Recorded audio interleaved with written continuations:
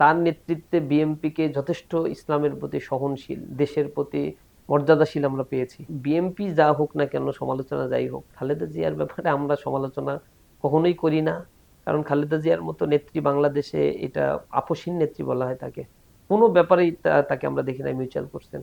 তা আমরা আহ, তার নেতৃত্বে বিএনপিকে যথেষ্ট ইসলামের প্রতি সহনশীল, দেশের প্রতি মর্যাদাশীল আমরা পেয়েছি। যদিও বিএনপির মধ্যে সুবিধাবাদীরা এখন অনুপ্রবেশ ঘটেছে, একটা বড় একটা দুর্ভাগ্য বিএনপির জন্য, এত বড় একটা আপসহীন নেতৃত্বের জায়গা থেকে তারা বঞ্চিত হচ্ছে। তো খালেদা জিয়ার ব্যাপারে আমরা দোয়া করি। তাদের সাথে, খালেদা জিয়ার সাথে ইসলামী ছাত্র শিবিরের খুব ভালো একটা আন্ডারস্ট্যান্ডিং ছিল। আমরা আমাদের সাবেক ভাইদের কাছে শুনেছি, যখন ভাইয়েরা সময় চাইতেন, তিনি সময় দিতেন, আমাদের ভাইদের কথাগুলো শুনতেন, খুব ভালোভাবে অ্যাপ্রিসিয়েট করতেন। ইসলামী ছাত্র শিবিরের ব্যাপারে খালেদা জিয়া পক্ষ থেকে আমরা কখনোই শুনি নাই তিনি আমাদের কটু কথা বলেছেন, নেগেটিভ বলেছেন। যদিও আমরা আশা করি আমাদের কোনো ত্রুটি হলে তিনি আমাদের অভিভাবক হিসেবে অনেক কথা বললেও আমরা সেগুলো শুধরে নিব।